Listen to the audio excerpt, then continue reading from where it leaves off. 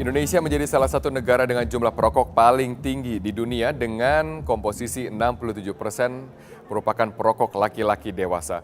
Jumlah perokok dewasa pun mengalami peningkatan tajam dari 27% di tahun 1996 menjadi 36,3% di tahun 2013. Untuk menekan tingginya jumlah perokok di Indonesia, Pusat Kajian Ekonomi dan Kebijakan Fakultas Kesehatan Masyarakat Universitas Indonesia melakukan survei dan mewacanakan kenaikan harga rokok menjadi Rp50.000 per bungkus.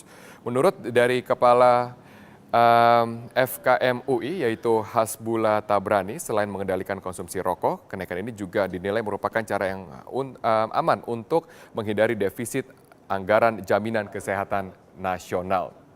Dan untuk lebih membedah mengenai hal ini, saya sudah tersambung bersama dengan Bapak Hasbullah Tabrani, Kepala Pusat Kajian Ekonomi dan Kebijakan Kesehatan FKM UI. Selamat malam Pak Hasbullah. Selamat malam. Oke Pak Hasbullah, dari kajian Anda, saya membaca bahwa 72% dari 1.000 responden yang Anda survei akan berhenti merokok pada saat harga rokok dinaikkan menjadi harga Rp50.000. Dan apakah mereka ini perempuan atau laki-laki? Itu campuran perempuan laki. Jangan lupa frekuensi perokok perempuan masih sangat sedikit di Indonesia, sekitar 4% perempuan merokok. Tapi 67% laki-laki merokok. Memang yang tertinggi kita di dunia ini. Oke, ini adalah survei yang Anda lakukan kapan? Surveinya berlangsung antara bulan Desember sampai Januari yang lalu, tapi proses analisis dan sebagainya baru selesai dan dipublikasi akhir Juli kemarin. Oke, apa yang membuat Anda membuat kajian ini? Apa motivasi terbesar Anda? Pertama kita lihat ada dua kondisi yang bertolak belakang tapi bisa dikompromikan.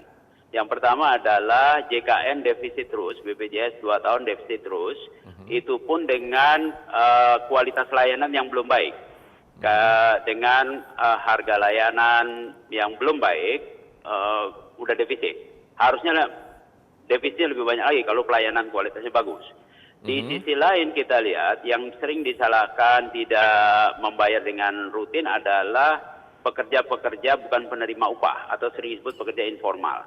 Dan hasil-hasil survei menunjukkan bahwa pekerja bukan penerima upah ini, informal ini lebih banyak yang merokok.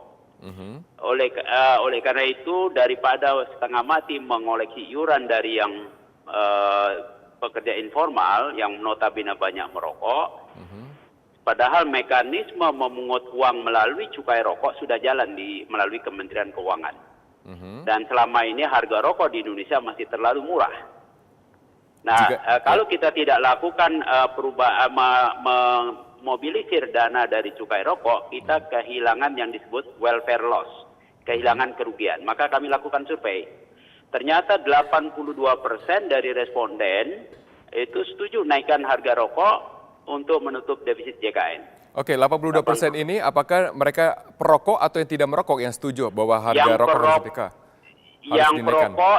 Yang perokok yang setuju 76%, tapi yang bukan perokok 83%. Jadi memang yang tidak perokok lebih tinggi yang setuju. Tapi perokok pun 76% setuju dinaikkan. Nah kemudian kami tanya berapa kalian mau berhenti merokok? Kami tanya kalau naiknya 25.000 berapa persen yang mau berhenti? Cuma 14%. Kalau naikkan harga rokok 25.000 per bungkus cuma 13%. Nah baru pada tingkat 50.000, kira-kira ini hampir sama dengan harga rokok di Malaysia. Malaysia masih lebih mahal dikit.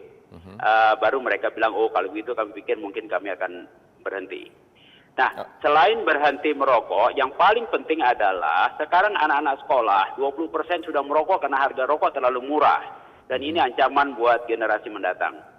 Oke, saya akan tampilkan di sini grafik mengenai bagaimana perbandingan dari harga-harga rokok di dunia. Memang Indonesia masih termasuk dari negara yang mempunyai harga rokok yang begitu rendah. Dan juga dari Tobacco Atlas, saya kutip bahwa Indonesia menempati peringkat 1 dari perokok yang paling banyak di dunia. Tapi dari 9 negara yang saya lihat, ternyata Southeast Asia atau Asia Tenggara mempunyai negara-negara yang paling banyak jumlah perokoknya seperti Indonesia, Malaysia, kemudian ada Vietnam, dan juga dari ada kalau tidak salah Thailand di sana. sana. Nah, kalau Anda lihat sendiri, apakah dengan menaikkan harga rokok seperti ini benar-benar akan membuat kesehatan masyarakat semakin baik? Karena kalau jika fungsinya adalah untuk menekan defisit dari sistem kesehatan jaminan sosial nasional, kan penyakit banyak, tidak hanya penyakit dari rokok.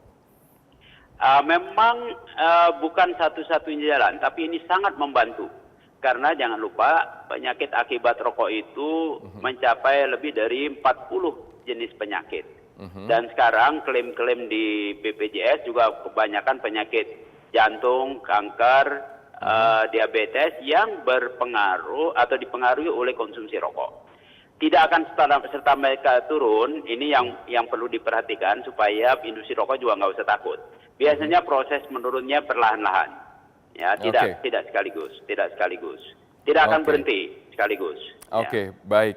Sayang sekali waktu kita sudah habis. Terima kasih Pak Hasbullah Tabrani. Tentunya dari ini akan menjadi diskusi yang cukup sengit di masyarakat karena nantinya akan balik-balik kepada bagaimana dengan nasib para petani cengkeh yang kemungkinan kehilangan dari lahan pekerjaan mereka. Tapi besok pagi kita diskusi lagi di Metro. Betul, baik. Terima kasih waktu sudah habis. Terima kasih Bapak Hasbullah Tabrani telah bergabung bersama dengan kami di Trending Topic.